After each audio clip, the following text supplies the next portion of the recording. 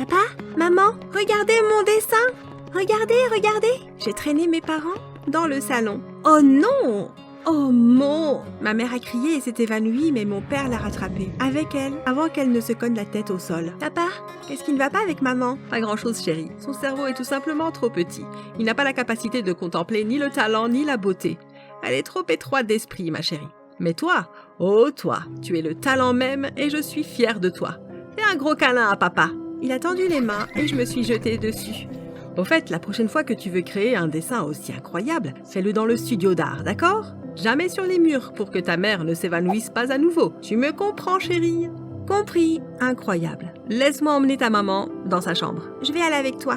En montant les escaliers avec ma mère inconsciente, j'ai jeté un dernier coup d'œil à l'énorme dessin d'enfant qui recouvrait maintenant tout le mur du salon, qui était auparavant d'un blanc immaculé. J'étais une artiste.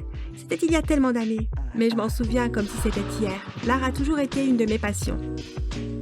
Et lorsque mon père a remarqué que j'avais un penchant pour le dessin et la peinture, il a immédiatement fait installer un studio d'art pour moi. Alors que mon père aimait tout ce que je créais, que ce soit un point ou un coup de pinceau, ma mère comprenait mal et détestait mes créations. Ce n'est pas comme si je pouvais l'admirer de toute façon. Ma mère était ce qu'on appelle une femme trophée. Elle était belle et c'est tout. Mon père était un homme d'affaires international qui s'occupait de différentes choses, dont l'art. Et il avait donc l'œil pour ça, suffisamment pour savoir que j'étais spéciale.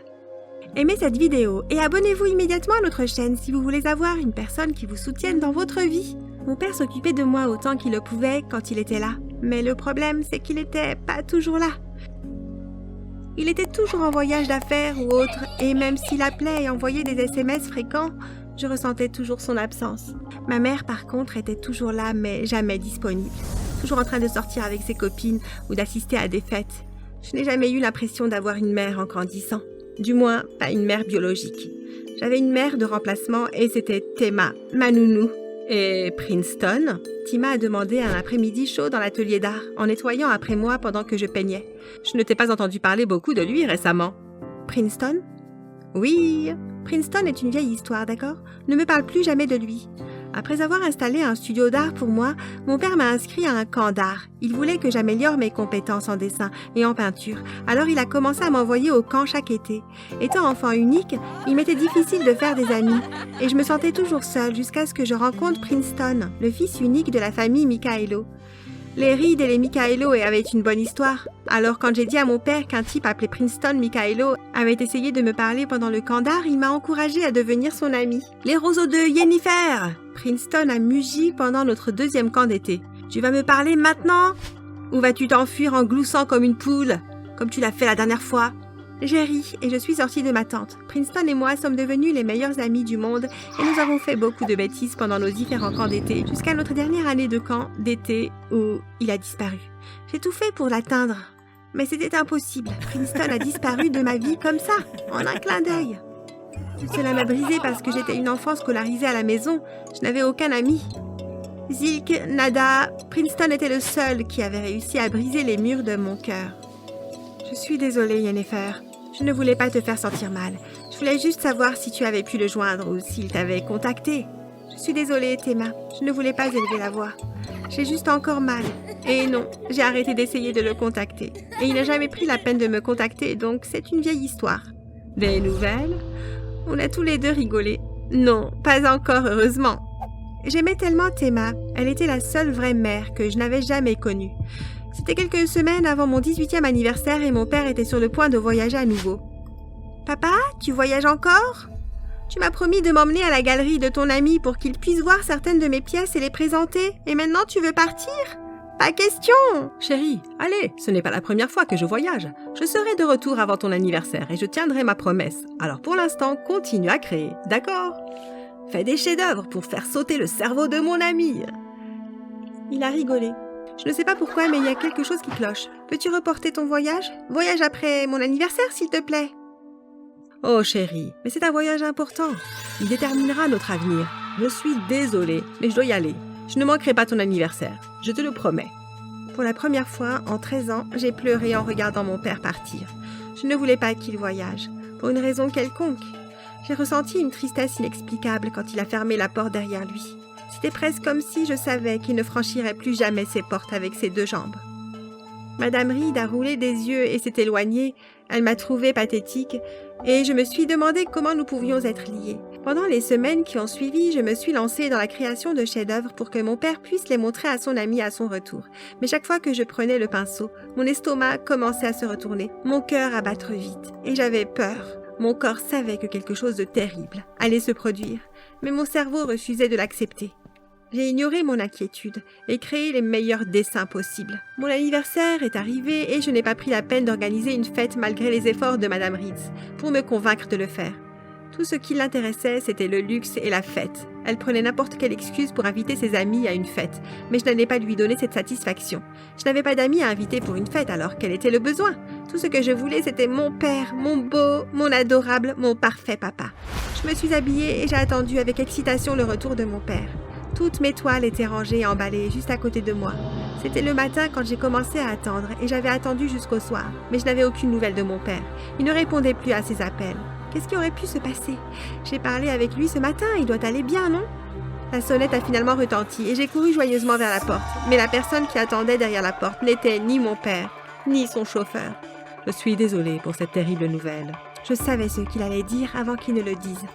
Je m'en doutais depuis le début, mais ça m'a fait encore plus mal quand j'ai découvert que ça s'était passé à quelques mètres de notre maison familiale. Je ne sais pas pourquoi il roulait si vite. Je suppose qu'il se dépêchait de rentrer chez lui, pour une raison quelconque. Je suis désolée, mais ils sont tous les deux partis. Je l'ai provoqué. Mon père savait qu'il était en retard, alors il s'est précipité pour rentrer à la maison. Je l'ai provoqué. J'ai causé l'accident. J'ai emballé tous mes dessins à l'extérieur et je les ai immédiatement enflammés.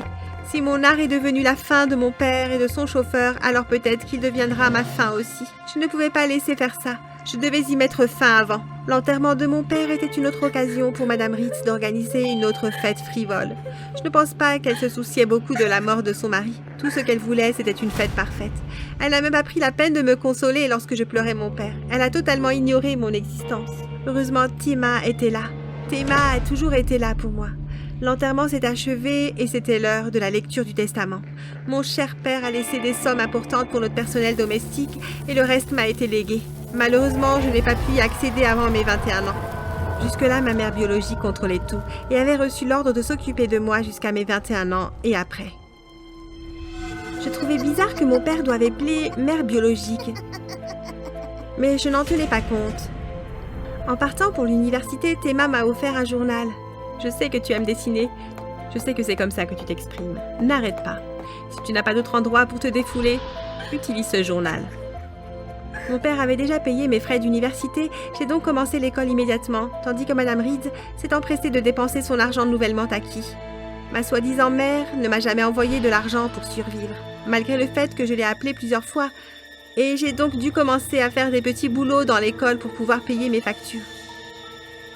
À l'école, le nom de famille des Reed attirait les gens vers moi, mais ils sont partis dès qu'ils ont découvert que je n'avais pas accès à l'argent de la famille. Pendant ce temps, ma mère a été dans les journaux tous les jours pour un acte de riche fou ou autre. Elle savait que l'entreprise de mon père était en train de couler, mais elle n'a rien fait pour y remédier et elle s'en fichait pas mal non plus. Théma est venue passer un peu de temps avec moi à l'école et en faisant le ménage, elle a trouvé le journal qu'elle m'avait acheté auparavant. Elle a vu mes croquis et a dit qu'ils étaient magnifiques. « Recommence à dessiner !» Ce n'était pas facile, mais j'ai écouté la seule femme qui avait été une vraie mère pour moi. J'ai recommencé à dessiner, les étudiants du campus ont commencé à me payer pour faire des dessins sur les murs de leur chambre, et j'ai rapidement commencé à gagner beaucoup d'argent avec mon hobby.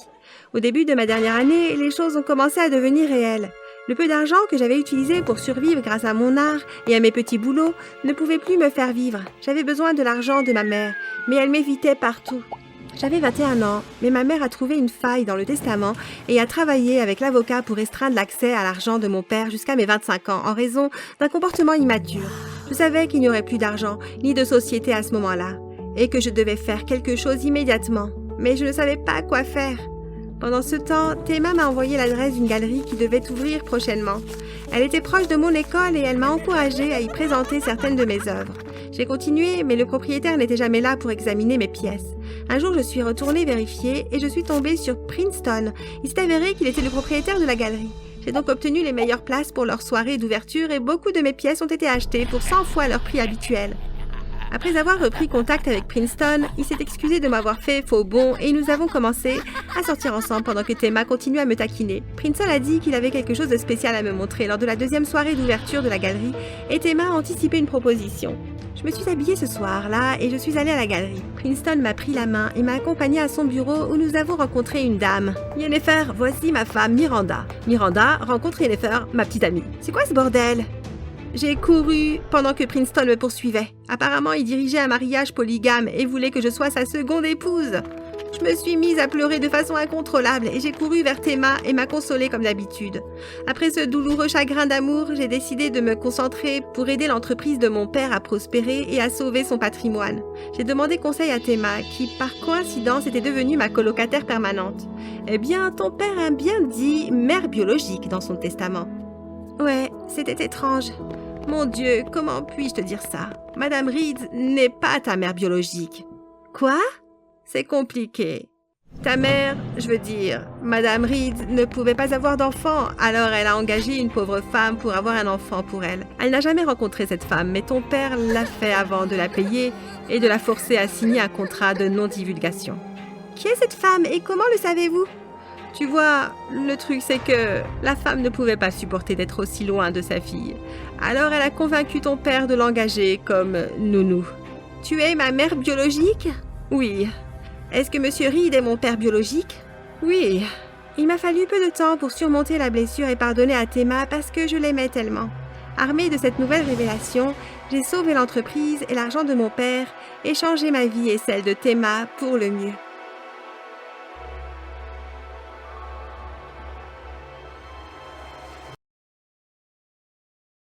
Dis-moi tout ce que tu sais. Non, jamais. Je l'ai encore frappé avec le taser. Aïe! J'ai dit, dis-moi tout ce que tu sais. Bien, ma mère a commencé à pleurer. Bien, je vais te le dire.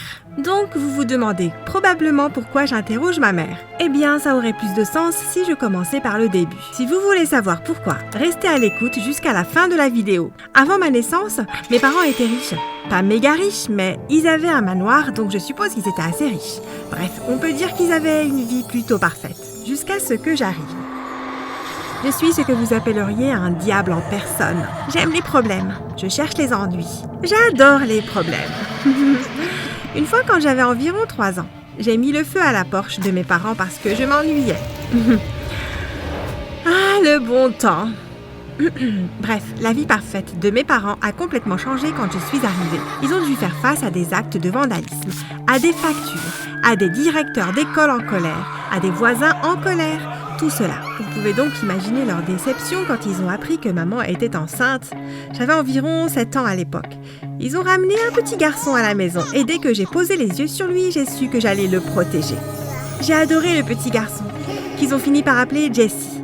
Et il s'avère que Jessie n'était pas l'enfant démoniaque que mes parents attendaient qu'il soit, comme moi. Jessie était si doux, si gentil, et en grandissant, nous avons découvert qu'il était si intelligent. Il était facilement le premier de sa classe. Et s'il avait voulu sauter 3 classes au-dessus, il aurait pu. Mais mes parents ne l'auraient pas laissé faire parce qu'ils ont dit que ce serait trop bizarre. Quoi que ça veuille dire. Bref, dans tous les autres domaines, j'étais un démon. Mais quand il s'agissait du petit Jessie, je le traitais comme un ange. Je l'aimais tellement, bien plus que mes ennuyeux parents. Et je voulais qu'il ait la meilleure vie possible. Je rêvais d'avoir un bon travail et de payer les frais d'université de Jessie. Parce que bien sûr, il irait à l'université et deviendrait le plus grand scientifique qui soit. En fait, j'ai commencé à avoir de bonnes notes une fois que j'ai fixé mes objectifs à ce sujet. Peut-être que j'avais un peu d'intelligence dans mes gènes. Jessie et moi jouions beaucoup. Nous jouions à des jeux vidéo. Notre préféré était Super Smash Bros.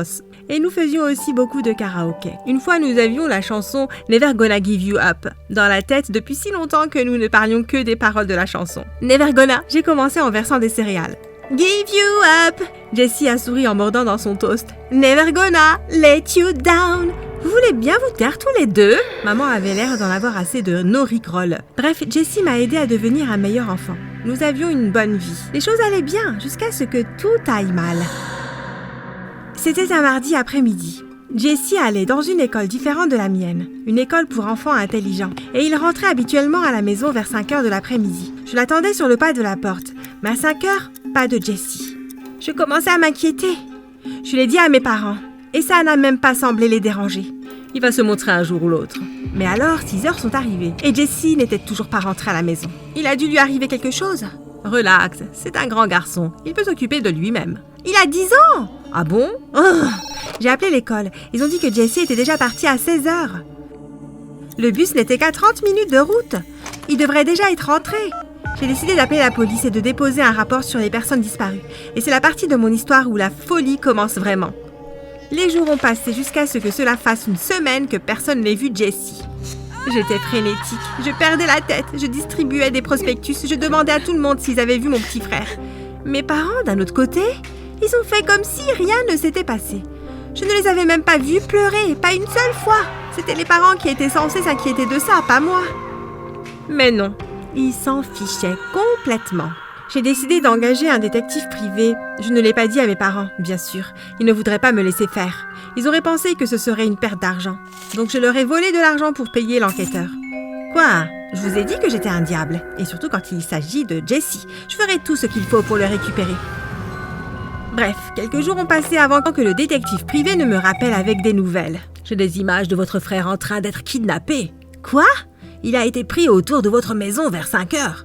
Oh mon Dieu, pouvez-vous nous envoyer les images? Bien sûr, c'est assez difficile de savoir qui c'est. Cependant, ne vous faites pas d'illusions. Ok, envoyez-les. Mon ordinateur a reçu un courriel de sa part, avec un fichier joint. Je l'ai ouvert. Et bien sûr, les images de la caméra de sécurité montraient Jesse marchant dans la rue, droit devant notre maison, puis une voiture s'arrêtant et l'enlevant. Oh mon Dieu!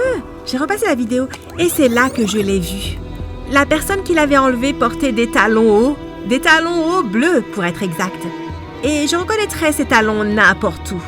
Quelques minutes plus tard, je suis entrée dans le salon. Maman et papa regardaient la télé. J'ai regardé les pieds de ma mère. Et voilà, des talons hauts bleus. Ma mère aurait-elle vraiment pu kidnapper Jesse? Mon père était dans le coup aussi. C'est pour ça qu'ils étaient si calmes. J'ai décidé de les affronter sur place. Vous avez kidnappé Jesse? Mes parents se sont figés. Ils se sont regardés l'un l'autre. Mandy, comment peux-tu dire une chose pareille? J'ai des images de toi en train de le prendre, maman. Je sais que tu l'as fait. Maman avait l'air de commencer à paniquer. Elle a regardé papa et je pouvais voir qu'il pensait la même chose. Nous devons nous débarrasser d'elle.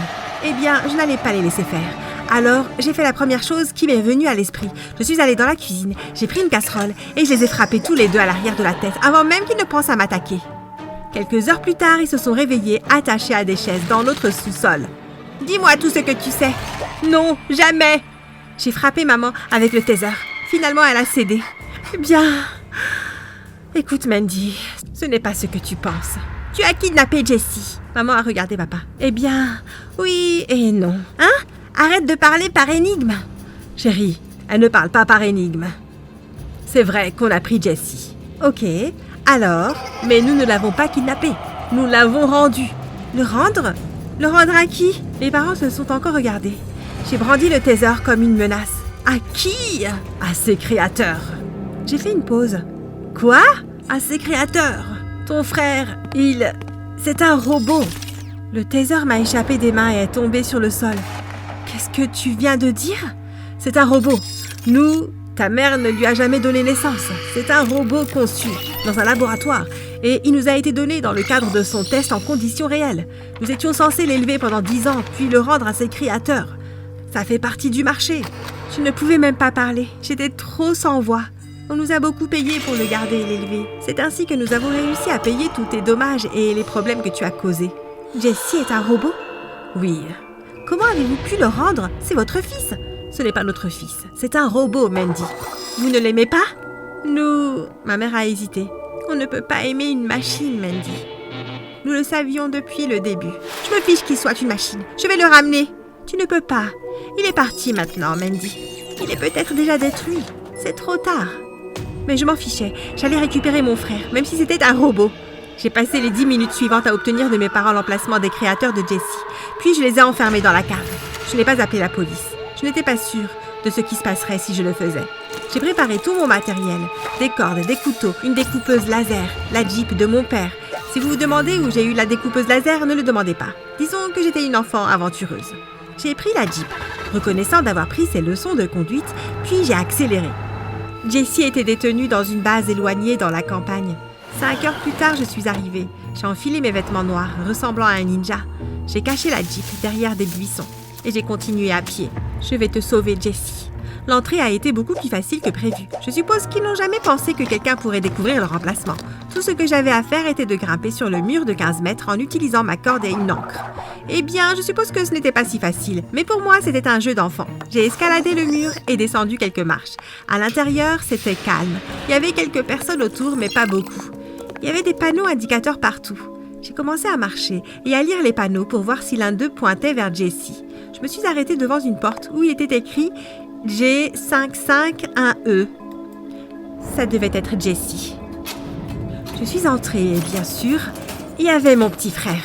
Sauf que c'était un robot et ses membres ont tous été enlevés, détachés, comme un jouet cassé. J'ai étouffé un cri. « Jessie ?» Il n'a pas répondu. Je me suis approchée lentement de lui. J'ai tapé sur son visage. Il a ouvert les yeux et m'a regardée. J'ai souri. « Ne t'inquiète pas, Jessie, je vais te sortir de là. » Je m'attendais à ce que Jessie sourie en retour, qu'il ait l'air soulagé, quelque chose...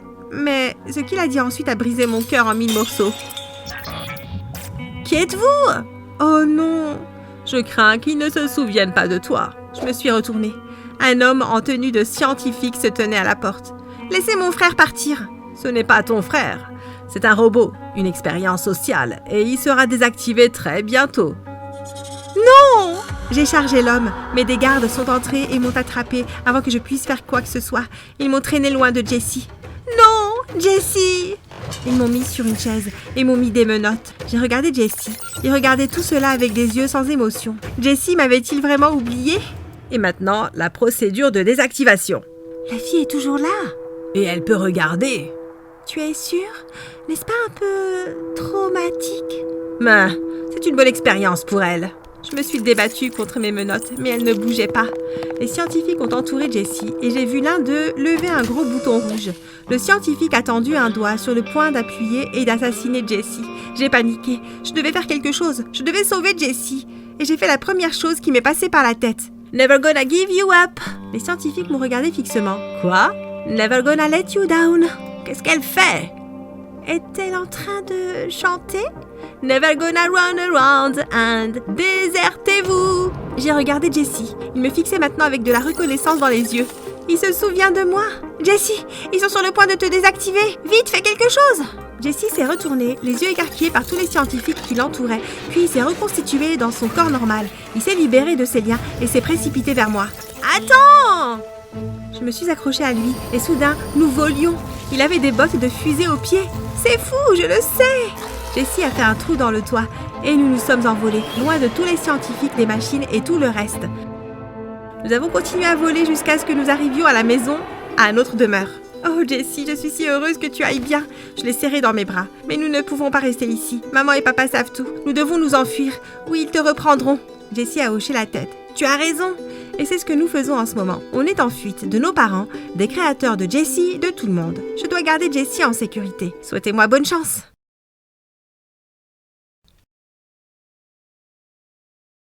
Une journée si stressante. J'ai ouvert la porte de mon luxueux appartement et je suis allée directement à mon lit quand j'ai remarqué quelque chose d'inhabituel. Quelqu'un était entré dans ma maison. Oh mon Dieu! Mes affaires étaient éparpillées sur le sol et quand j'ai regardé de plus près, j'ai remarqué que la plupart d'entre elles avaient disparu. Bonté divine! Ma télévision à écran plat, mon ordinateur portable, mon lecteur DVD, mon home cinéma, mon iPad, mon iPhone, mes AirPods! OMG! Tous mes gadgets ont disparu. J'ai couru directement dans mon studio. Je suis sûre que la racaille, qui que ce soit, n'avait aucune idée qu'il y avait des caméras partout dans ma maison. J'ai sélectionné l'enregistrement de la vidéosurveillance et j'ai fait une avance rapide jusqu'à ce que je voie le voleur entrer. Attendez une minute, c'était mon petit ami? Salut, je suis Summer. Si vous voulez savoir pourquoi mon petit ami m'a cambriolé et les circonstances folles qui ont conduit à l'effraction, regardez cette vidéo jusqu'au bout. Croyez-moi, vous ne voulez pas en manquer une seconde. Je suis issue d'un clan agricole générationnel. Tout le monde avant moi était un agriculteur et tout le monde après moi allait être un agriculteur. C'était notre destin et tout le monde l'a accepté sans poser de questions. L'agriculteur était un don naturel avec lequel nous étions tous nés. Tout ce que nous touchions fleurissait et nous en tirions de bons revenus. Imaginez donc la surprise de mes parents lorsque je leur ai dit que l'agriculture ne m'intéressait pas. Ha ha ha ha! Qu'est-ce qui t'intéresse alors? La musique, la mode, la comédie, le sport, tout ce qui s'y rapporte. Je veux être une personnalité comme Angelina Jolie, Zendaya ou Rihanna. Tu seras toujours une fermière, Summer. Toujours. Dans tes rêves, maman, dans tes rêves, j'ai chuchoté et me suis éclipsée. J'ai essayé différentes choses quand j'étais plus jeune. Ces jours-là, j'étais malheureuse et je cherchais ardemment ma passion.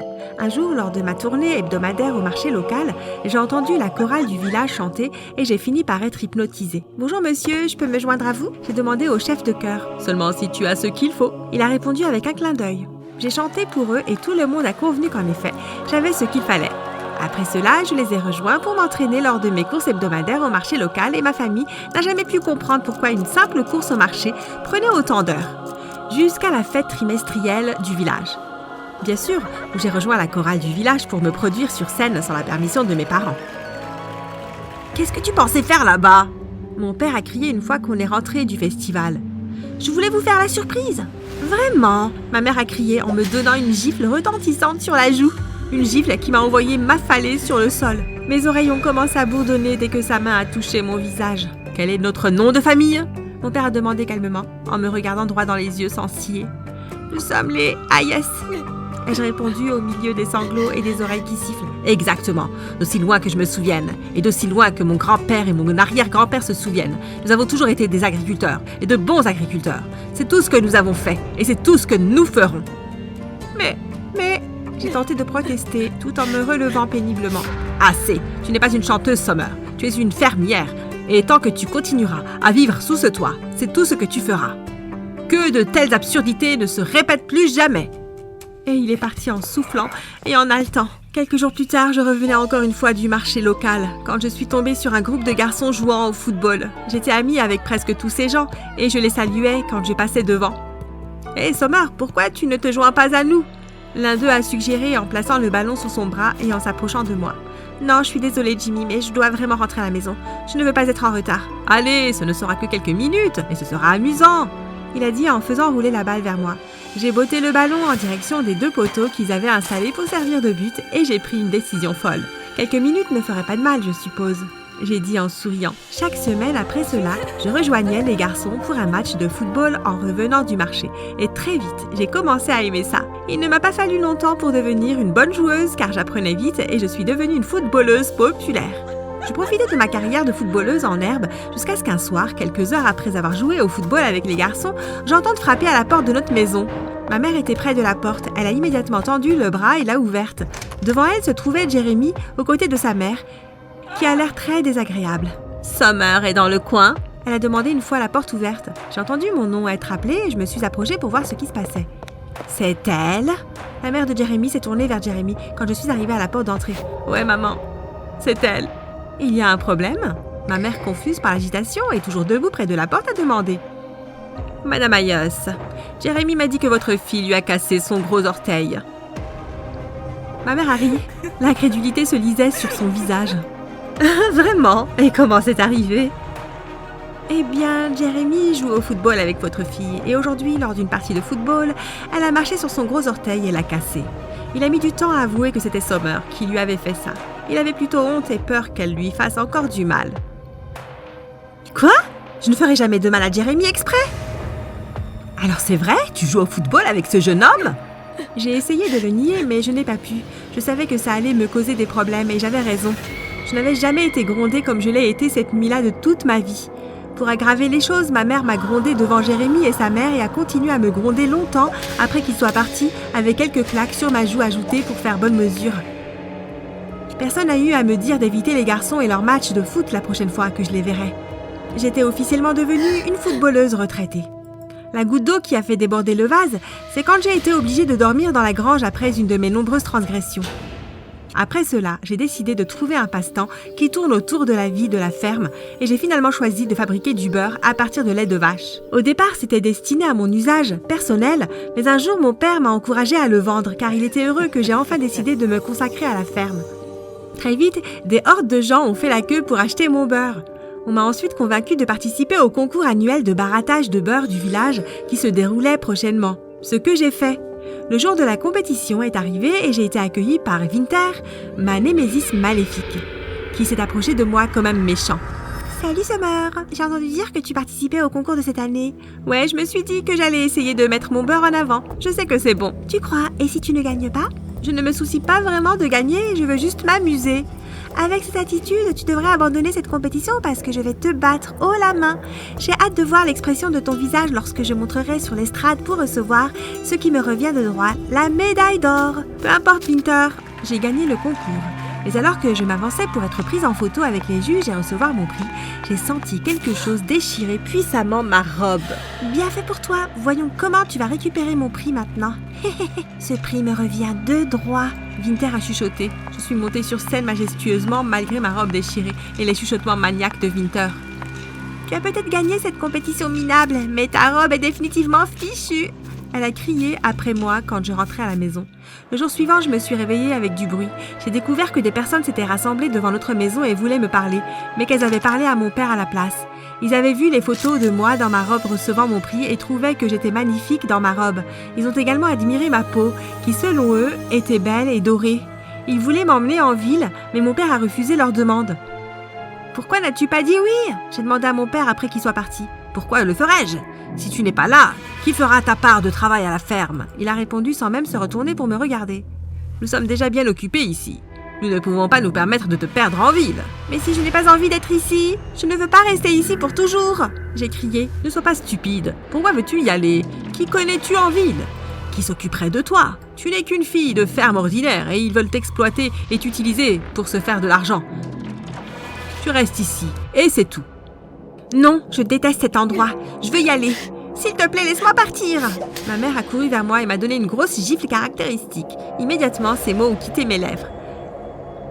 Elle a dit que j'étais ingrate et que je voulais juste les abandonner et courir à la ville. Tu ne partiras jamais d'ici, sale gosse. J'ai été jetée dans la grange une fois de plus et j'ai reçu la visite de Winter, qui était heureuse d'apprendre que j'avais été punie à nouveau. Winter passait par là. Elle s'est arrêtée à l'entrée de la grange pour jubiler et me narguer avant de partir. Profite de ta nuit là-bas. J'espère que tu as une couverture parce qu'il va bientôt faire froid. Elle a ricané en s'éloignant, oubliant de refermer les portes de la grange de l'extérieur. Je regardais silencieusement sa stupidité. J'ai décidé que ça suffisait. J'ai saisi ma chance et je me suis échappée par les portes ouvertes de la grange en emportant mon prix et ma récompense dans la ville où vivait l'un des juges du concours de beurre et assez rapidement, elle m'a aidé à obtenir un contrat de mannequinat que j'ai combiné avec le chant. Mon talent m'a rendue populaire et j'ai commencé à vivre la vie que j'avais toujours voulu. Ma mère a essayé de répandre de terribles rumeurs sur moi, mais les gens n'y ont pas cru. Alors ma carrière est restée intacte. Je suis rapidement tombée amoureuse d'un gars, Automne, et nous avons décidé de nous marier. J'avais 20 ans et il en avait 23. Je suis passée chez lui un jour pour lui faire une surprise avec des bijoux. Je suis entrée sans m'annoncer et juste en face de moi, il y avait Automne, mon petit ami qui faisait un câlin à Winter. « Bébé, ce n'est pas ce que tu penses !» Il a dit dès qu'il m'a vu. « Vraiment ? C'est quoi alors ?» J'ai jeté le bijou sur lui et je suis sortie de chez lui en colère. J'ai immédiatement annulé le mariage. Mais un jour, il m'a coincée et m'a supplié de le laisser s'expliquer. Il m'a dit que Winter était sa sœur et qu'il n'avait aucune idée que nous nous connaissions ou que nous étions même rivales. J'ai écouté ses explications, mais je lui ai dit qu'il n'y avait plus d'espoir pour nous. Il m'a appelé de nombreuses fois après cela et m'a supplié de nous remettre ensemble. Mais j'ai rejeté sa demande à chaque fois. Quand il a finalement vu que je n'allais jamais changer ma décision, il a décidé de me laisser tranquille. Nous nous sommes séparés. Et c'est à ce moment-là que j'ai découvert que mon appartement avait été cambriolé quelques semaines seulement après nos discussions. L'individu avait détruit la serrure de ma porte et s'était emparé de presque tout ce qu'il pouvait y trouver, y compris ma télévision et d'autres appareils électroniques comme mon ordinateur portable, qui traînait lorsque j'ai quitté la maison. J'ai visionné les enregistrements de mes caméras de surveillance et j'ai découvert que le cambrioleur n'était autre qu'Automne, mon ex-petit ami. Quelqu'un avec qui j'avais failli me marier. Il s'était introduit chez moi quand il savait que je ne serais pas là et avait volé presque tout ce qui lui tombait sous la main. Il m'est apparu clairement à ce moment-là qu'Automne ne m'avait jamais vraiment aimé, qu'il s'était juste marié avec moi à cause de ma richesse et qu'une fois le mariage annulé, il est entré par effraction et a volé ce qu'il pouvait. J'ai été blessée mais j'ai décidé de ne pas porter plainte et il ne m'a plus jamais ennuyée. Depuis, j'ai avancé dans ma vie et j'ai trouvé un meilleur homme. Mais le mariage n'est pas dans les cartes, pour nous de sitôt. Merci de regarder et n'oubliez pas de vous abonner à la chaîne.